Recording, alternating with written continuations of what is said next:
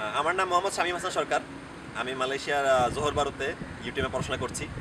আমার বাবার চাকরির সুবাদে বাংলাদেশের বিভিন্ন জায়গায় আমার বড় হয়ে ওঠা। ঢাকা, যশোর, সিলেট, রাজশাহী ইত্যাদি এরকম আরও অনেক জায়গায়। বাংলাদেশের সকালের ব্যাপারে যদি কিছু বলতে হয় তাহলে বলবো যে বাংলাদেশের সকল জিনিসকে আমি খুব মিস করি, এবং সেই উপলব্ধিটা আমার হয় যখন আমি দেশের বাইরে আসি।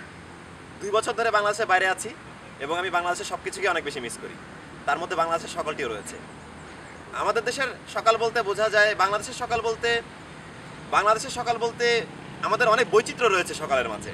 শীতের সকাল একরকম, বর্ষাকালের সকাল একরকম, গ্রীষ্মকালের সকাল একরকম।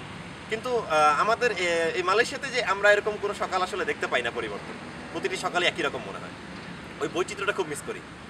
আর নিজের দেশের একটা গন্ধ থাকে। বাংলাদেশের সকালের গন্ধটাই অন্যরকম, যে গন্ধটা ছোটোবেলা থেকেই সবসময় সেই গন্ধের সাথে অভ্যস্ত হয়ে রয়েছি। তাই আসলেই সেই গন্ধটা অনেক বেশি মিস করি। আর আর কি বলো জানো?